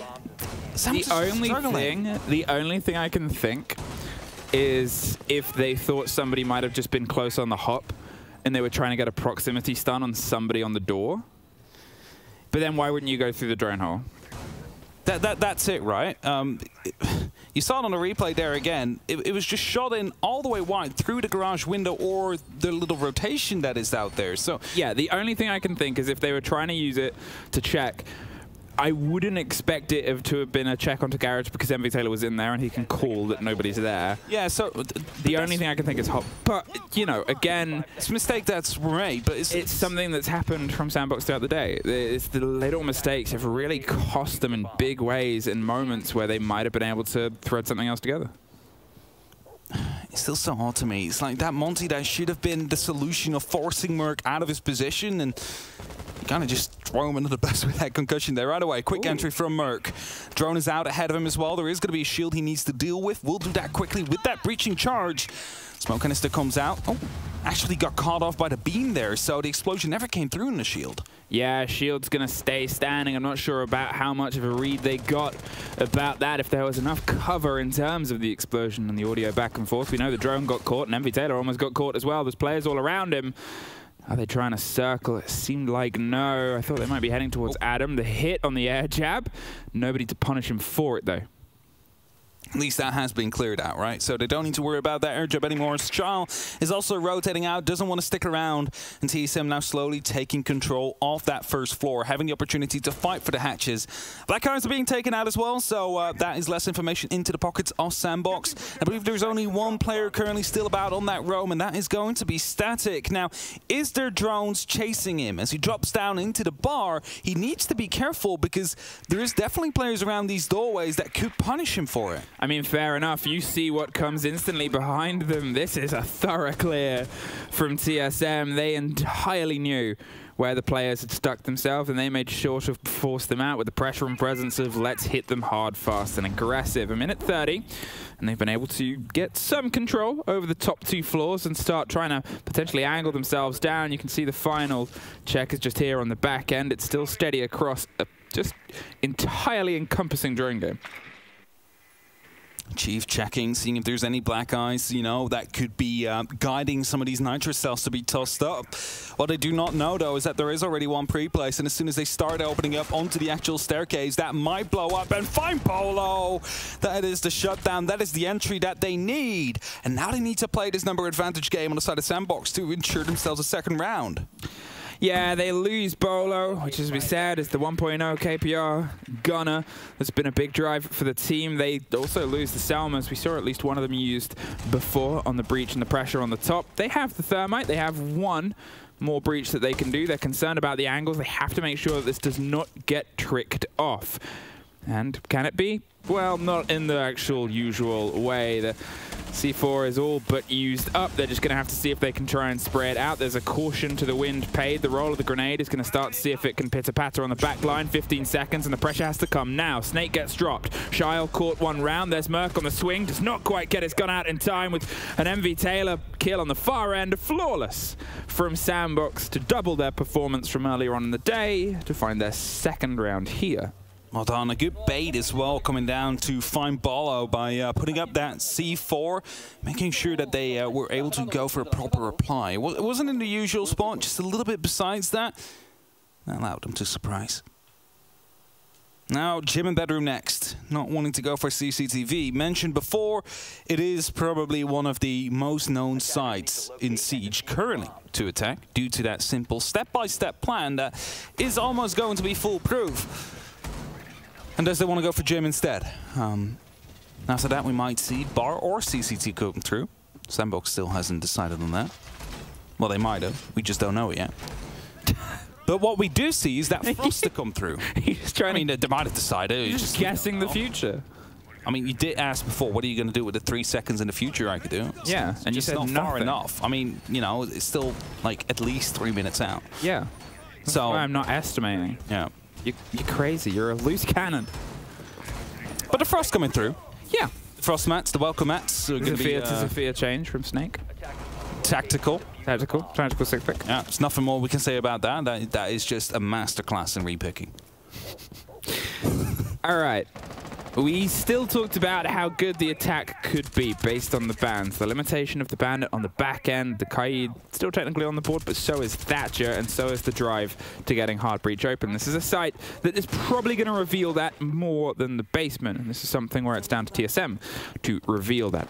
There is the extension, the traditional one, over to the side of CC. Shile playing around the top of red. He's waiting for maybe a fight to swing its way up, but instead has the ADSs, the shield, and the capped idea. The breach from the thermite. It's prepped and ready to go, and Bolo is doing the same thing. He wants to move instantly behind this. He's hoping to get the strike on the back end. He's concerned he might be being watched here, but look at this. Snake, he's prepped around Adam to push his way up. They're getting the breach onto the main wall of CC at the same time. Bolo goes for the swing. Achieved isn't too far away if he needs to drop in. There it is. The reveal. They're really trying to make this strike fast. They don't want to be pushing up quickly. Grenades being tossed out, but Achieved has been taken out first. Good boy. Within another kill to come through. Now it's going to be crucial for them to hold the garage. As Bolo falls as well, they know that the remaining TSM players are all around that breach that has just been made. So all they need to do is hold down that left mouse button, make sure they cannot push through. And that's exactly what SANDBOX is doing right now. When do you go, Snake? That's the worry. The blinds come through. And when do you go? Good boy. He's tucked on the side. Had no idea that the player was looping up. I think he got one trace bullet at the end there, but still, for the work that had been done in that position, Good Boy is actually the one that escaped. Shyle was the one that was caught, unfortunately lacking in that top position. They get the clear on it. They also lost Bolo and Achieved. They lose a little bit more of that stretch on hard breach. They lose a little bit of that external pressure they could have applied. And the 2 grenades, I think the first was being cooked just as they got swung. Consistency as well. Those 2 players, they have been able to find kills in almost every single round. As the breach now comes through into Jacuzzi, at least it gives them another opportunity to start pushing through. Single EP was enough. The big question is, are they aware of the fact that the Frost is currently on the board? Because if not, those Frost mats might actually be catching off 1 or 2 more TSM players. And if that's the case, this round will definitely go to SANDBOX. Mercs trying to get a gift of a fight here. There's the player tucked into the middle of the site. Arakaze's on the back stairs, and MV Taylor's behind the chassis, so he has some safety. The fire forces one bit of movement, but Merc cannot quite get the connection for the next. It's MV Taylor that wins it out. Gasher, he's trying to bite his way into sight, but as soon as they realize it, well, Snake out of nowhere gets the quad on the back end, but it's the fire that ends the slithering of a man who almost aced that round back into a bit of hope. SANDBOX. They get another round here. They're second onto the defense. They can't really blame Snake there. I mean, the entire, like, both sides were completely on fire. Like, there was nowhere to go. Space. In that chaos, to be able to pull the triple kill. That was already a surprise. Him somehow dodging all that fire, that would have been impossible. Like, he almost managed to get away with it, but not this time. And that pushes SANDBOX up to 5-3. There's still full points to play for here. That's exactly what they are going for. Nothing is lost. Nothing is gained as of yet, except for improvement compared to that first game they played during the Major. 2 extra rounds they have on the board now. And they're looking to make that more. They're looking to turn that into a point or more. Of course, they want to take a full win here. Find those 3. Put themselves back into the competition right after they, well, lost so extremely earlier today. Obviously, TSM still have their tack time out if they want to take it. If this round goes away from them, maybe they will. Just because the other is the decider of, you know, if they find themselves on even footing, it's a few rounds that could have slipped away. And it's also the tertiary site, the 3-site rotation put together. Bolo opens up the connection onto construction on the far end. They're isolating that play and position early and making it a little bit awkward for the rotations to come through. It's something that TSM have paid keen awareness to, is limiting the places that SANDBOX can go.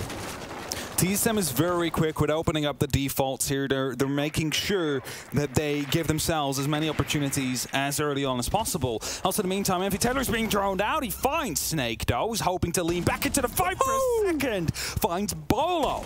Now takes out a drone, instant nitro to come through, but that won't catch anybody. But the damage has already been done, and he's still out and about. And I believe, no, he doesn't have that diffuser. I was going to say, does he have diffuser out there as well? But no, that's in the hands of Gasher. But he's rotating down towards the ground floor, hoping to rotate back towards CCTV, where it can turtle in with a 2-minute advantage. I mean, that's a player that you can see the energy in their movements. They are sick of losing rounds. And they're going to make sure that every single one from this point onwards for TSM isn't just a fight, it is a war. SANDBOX, they have the 2-body advantage. They have themselves about 1:30 to see if they can hold on to it. As you said, some of the pace that's otherwise come through here from the side of TSM means that at least they have a good amount of ground taken. The pressure is angling themselves up for this take onto the construction side. That's probably all. They're going to be able to thread themselves in. They still obviously have 1 exothermic in the pocket of Gasher. It's going to be used here.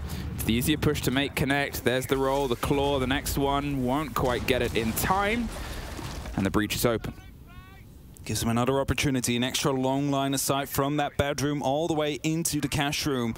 However, that's not their biggest issue on TSM. The issue is that there's way too many players currently about from SANDBOX, and there's no one out onto the actual balcony to put some pressure down from opposite angles, which means that, well, MV Taylor, he's just having free reign right here. He doesn't have to worry about any other player trying to put up some pressure to him. And if they do, well, that repel sound will be heard, and he has plenty of time to rotate out. That's it. He was in a bit of a tight spot. I think he realized as soon as the drone was going to come around, it's going to turn into a different kind of fight. Gasher gets good boy on the swing round. Merc's hoping to get lucky, but unfortunately doesn't have the connection. Being electrified slowly and steadily, cannot sit in that position because of the claw that got thrown out late. The drone on the player, the reveal of the Valkyrie, that grenade bounced around. They got to try and limit the angles they can get taken from, and that's a big play. 3 versus 3, 15 seconds achieved. The door's locked, but you got some support from the opposite swing. Merc over the top, gets one of the bodies onto red, but it's the backstairs, and TSM just slink round that last couple of kills. Merc 2 on one side, 1 on the other, and when you need him, he's there. It really looked like it would have been a SANDBOX round, especially with MV Taylor taking out 2 players that early on the opposite side of the map. Yes, a lot of preparation had already been done, and this is why it's important to get that preparation done as quickly as possible. You keep your options open, and TSM showed what they can do with those options. Truly used every single wall they breached to find themselves in a bit of an advantage right here. Isolated those players, droned them out as well. They saw 2 are in red, 1 is going to be in the garage at that point. You are going to be able to just go for that rush. You need to go for those kinds of challenges. You see it happen right here. Achieve with the grenade kill, and instantly Merc and Achieve both pushing for the red stairs, knowing full well that the last player would be in garage after that. So TSM, they clutched it out well. Good team play coming through. Good calls from the shot caller in IGL. And now they're a match point. 1 point is already on the board, looking to find and make it 3. And they have 3 rounds to do so. All right, SANDBOX, where was that energy? That was almost the perfect rotation there of the 3 sites. That was almost that bit of pressure, but a big moment from Merc was that difference maker there. They just tucked in on a corner that you didn't quite expect. We have seen more energy from the side of SANDBOX. It's in a sort of an awake and aware play that for people that get to watch them week in, week out, you expect them to hit at majors. The consistency of not getting there is unfortunate, but it's still an option. It's still always a possibility. They have to try and throw everything they've got here at the final 3 rounds. TSM at the same time, they've started to find a bite. Maybe they've started to piece together some of these plays. Maybe they realize sometimes you just got to go ham in the final 15 seconds. That's it, right? Sometimes you just need to full send it. That is the only option every now and then. BDS are masters of that as well, just sending in Shaiko and Likafak to go for kills. TSM now had to go for it. They did it successfully. And now they find themselves on match point. 3 opportunities to lock it off and find themselves a 3-pointer here against SANDBOX. And with that, truly putting themselves in a good spot to make it towards the playoffs after having been absent off the international stage for so long. The IQ doing all the busy work. They're, I guess, concerned about the play and the reveal of the intel that was revealed about them on the approach before. It did seem like SANDBOX had a good awareness, and this is just one less factor of that. Obviously, the C4 was an early catch. That shouldn't happen this time round with the IQ busying their way across the board. The slight damage done towards the hatch underneath. They left the hatch soft, which means that we will not see any exothermic use to get rid of it. We might see a C4, though. We might see a C4 trying to bait out the sledge to open up. And oh, he's using a grenade. That's smart. I was going to say, Achieve, you're doing that well, because if you're going out there, you can bet that that C4 is going to be tossed right afterwards. Yep, there it is, but Achieved has long since left. They learned a harsh lesson taught with the punctuation of an explosive put underneath their feet. So this time they're not going to suffer the same thing. A minute left. They've got themselves the top 2 floors. Now it's just the basement, the big bastion of defense that it is. Can they try and clear their way? It seems like they want to angle up for the church take onto pipes. The danger of the flirtation of the soft there means you do have to do some work on the opposite side. Achieved is happy to sort of sit in and start smashing his way through. There's not quite a full confidence here of Achieved wanting to roll that grenade. It bounces close to Arakaze, but they're still safe. Here's that pressure I talked about onto Church. The drop instantly onto Mogto. They're going to try and swing around. Snake's holding onto the back of the blue. They've popped the mirror window. They're trying to pop the player behind it. They're tucked around on the opposite side. Takes a bit of breach. It's Static. Pops up with Arakaze for the shoulder cover. Bolo suffers, and Gash is going to try and move back into the space. But Static with the shotgun lock. There's Shyle getting control back of blue. There's at least one back for Bolo. Has to find 4 more. Cannot. And SANDBOX lock it down. A very difficult side to attack, the basement. The only real entry point you have is going to be 3 hatches. And besides that, a couple of staircases. So you're only always finding yourself in a bit of a disadvantage from descending onto the site, whereas, you know, your legs will always show up before you can shoot back at them. Now, TSM, I believe, have called a timeout. It makes sense. It makes sense. They still have the chance of 2 rounds. They've also the awareness that it was a clutch that might have brought things closer to level at this point, and you know, it's something where they're missing a trick, they're missing a connection. It was late towards the push. It's the site where the push is often latest. Yeah, I mean, it is that basement. I said it before. It is a very difficult site to attack because you only have a couple of entrance points, right? It's not like you're able to fight your way into it horizontally, except for maybe Dirt Tunnel, and at the same time, the Oil Pit. However, those are so far away and are like so small and minuscule that it's very, very claustrophobic to have a bit of a gunfight there. You want to open yourself a bit more space if you're an attacker. You do not want to limit yourselves to narrow hallways because it's just a very difficult fight to take. All TSM have ahead of them now is just the 1 round they need. The fact that there is 2 that SANDBOX have to thread, including potentially a site that they've already lost, that's that danger. That's that terrifying fear of SANDBOX have to play just as perfect as you do. However, you know that the attacks have not quite been what got you to this point. It was a very strong defense half of 5-1, and it might be being done back against you. It is, and I mean, SANDBOX, we have to give them the credit. They were able to find those 2 early kills on the CCTV hold, which unfortunately for them, they were unable to actually translate into a round victory. Now, if they were, this would have been a different story. It would have been 5-5 as we speak, and this round could have been decisive on who gets that first point, who has the opportunity to fight for the full 3. So TSM, they really managed to make an important clutch happen there. And with that said, they need to make sure that they find 1 more round to go their way. And they're hoping to do that on this top floor gym rather than CCTV. Now, openings need to happen first. There's still some preparative work to be done as Envy is still, well, putting down some of these welcome mats to hopefully catch off some of the TSM players. There's the awareness. There's that sort of breach of broach of the game that's being played and extending. SANDBOX, the thing, or one of the things I really love about them is the growth that they put in. It's fair enough to compliment teams when they sort of have responses to it, but SANDBOX are more than happy to sort of upheave everything. It's like a Swiss Army knife of a team. They have so many operators in the bank they're more than happy to pull from, which comes from the experience of being one of the most experienced teams on a LAN situation. Here, now, over the top, you can see TSM. They're trying to get a bit of a sneaky play underneath. This grenade does connect perfectly with Static. And that is going to be very painful for SANDBOX here. They need to keep control of their players and of their ground for as long as they possibly can, especially if an operator has a nitro cell in pocket. We've seen them be so important, round defining even at times. There's a second grenade to be tossed in. Envy moved in, but moved back into the fire right afterwards. Not taking any damage though, stays alive, but he's being droned out. And a massive difference between TSM and SANDBOX is going to be the drone economy. Look at this, 7 drones still left with 1:15 on the clock. There's a lot of information here for TSM to work with. They've just got to try and make that connection. They've got to do it alongside the time. Look at how much grenade fishing they're doing. That's all of them, though, at this point. They tried to make all of them connect underneath instead of going for a direct round on the top. The breach is there. They can see if they can maybe put some pressure onto the swing behind it. The pings the player inside the bathroom. I believe that was Habana pellets on that wall as well. What can they do on the pinch and the push? MV Taylor finds Merc.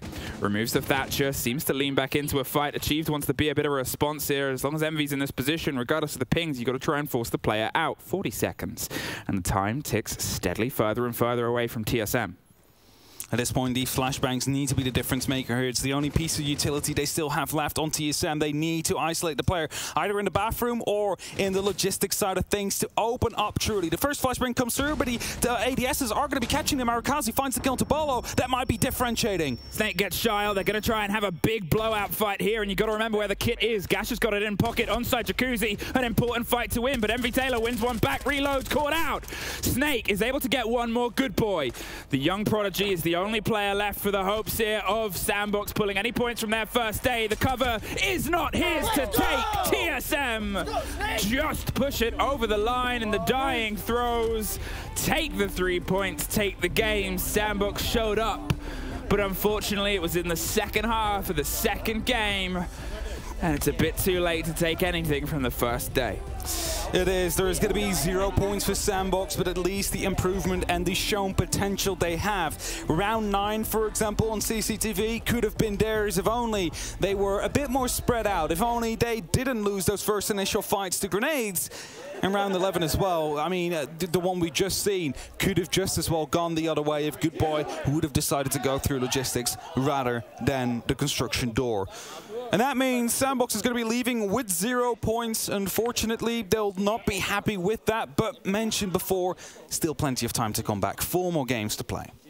Yeah, it's a frustrating day at the office here for SANDBOX. Obviously, when you're sort of seeing what's happened throughout the region earlier on throughout this, you're trying to find just a route through. It's a better performance, but it is still a dire day, unfortunately, for them. It puts them with not just targets on their back, but yeah, they've got to be point perfect with the targets on any of the teams ahead of them.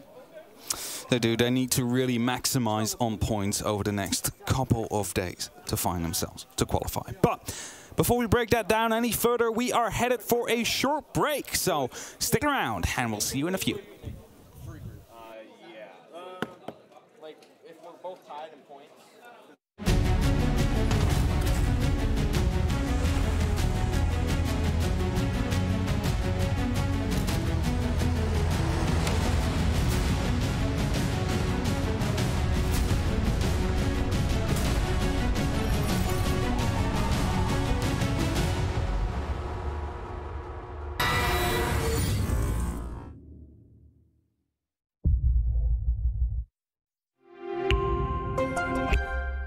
I'm Nicholas Mortensen, but you know me as Pingu. I'm a 2-time Rainbow Six Siege World Champion and former top Rainbow Six Siege player in Pro League. Welcome to my Siege Ranked Bootcamp. We're talking 20 seconds left on the clock, you got the diffuser in hand, what do? Play the way that you're comfortable with, because you have confidence when you're in this position. That is when you're gonna be at your very best. Good luck.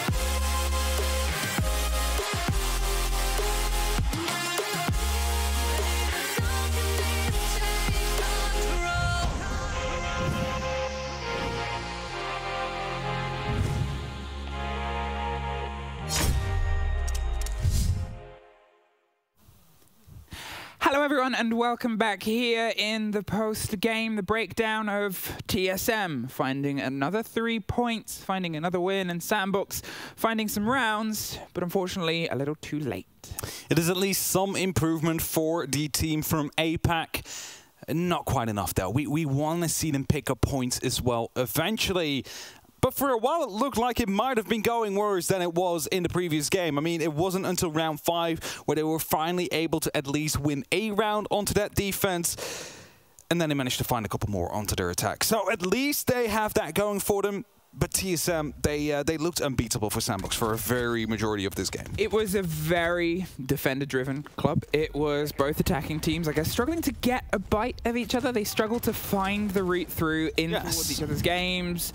That's always the first day of any international major, is getting up to the pace and the power of international play, and usually you'll see it with a bit of defender bias, regardless of the same stats that you might pull in terms of league play. There it is, though. It was just a sort of scrappy game that the defenders were able to lock out a couple of moments, a couple of missed moments, and some big performances. But TSM, although they lost a bit of steam, they had just enough to push it over the line.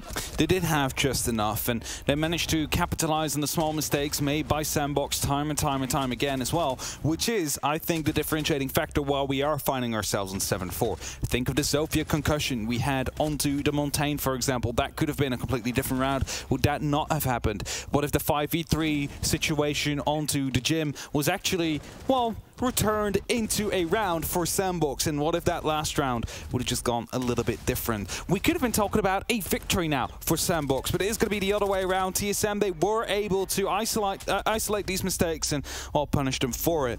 But that's what we expect from a team with the amount of experience that they have. Well, that's entirely it, and here we can sort of see the spread and the performance on the players, how it was driven. Gasha getting himself a steady cost there and getting the involvement, but the first half, I think, was driven by Achieved and Bolo. They got a bit quieter towards the attack. However, luckily for them, there was some big step-up moments. 3 of Merc's kills, 50% of his kills came on one important clutch round as well. Yeah. So that does say a lot about the game, of course. People were struggling or, you know, doing well at one point, then struggling right afterwards. It showed that everybody needed to show up for you to succeed. You cannot rely on just 1 or 2 players. And that's kind of the games we want to see. We do not want to see just one player popping off and you winning the game as a result of it. You kind of want everybody having to, well, pitch in a little bit to make sure you get that win. It's a group.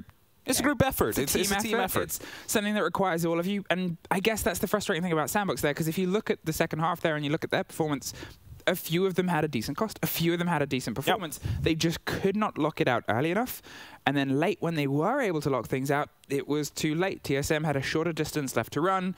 They'd been able to get to the position that they were in, and they had a little bit more. If SANDBOX is out on defense, maybe it'd be a different game. But it's not, and that's the sad sort of fact about it. That leaves us where we are right now. Well, TSM picking up another full 3 points. We mentioned it time and time again. SANDBOX still on 0, but still 4 games to play for either of these 2 teams. Still everything can happen. And as we see right here on the group results, it is Heroic that lost their next game as well. So for now, it seems like Liquid and TSM are finding themselves the best couple spots, both 6 points. Of course, they'll be meeting each other tomorrow. But if tradition continues, both these teams will qualify for the playoffs. Yeah, I mean, it's another 7-5 loss there for Heroic. That's 2 on the opening day. It is. It is entirely the difference between being in contention, pulling down those top 2 teams. If you know, they could have both been a point down, and Heroic could have been 1 win away from them if they were just able to get into overtime, even if they still lost, by the difference of 2 rounds, by the difference of the closest you could possibly be twice. Regulation, yes. If only they managed to find an extra round here and there as well, what you're saying, it would have been 5-5 to 0, which means that single win. But again, what could have been, what should have been, all not the case. And that means that we do have 2 teams currently on 6, TSM and Liquid. They'll be meeting tomorrow to find out who is going to be taking that first seed, at least for now, until we go for the return games. And it pretty much confirms. Whoever wins it out, especially if it's Liquid, obviously, with the huge round difference that they've got based on the opening game they had against SANDBOX. Yeah. It pretty much couldn't have been as good a start for the team in this competition. You know, it's going to be a hell of a game to watch. It's going to be maybe the first team we get confirmed. It might be the first team to be confirmed, but we'll have to wait until tomorrow before we see that. We do still have another game onto the A stream though, so make sure to stick around as we're heading for a very short break. And after that, we are going to be closing out the day with that final game. So hopefully see you in a bit.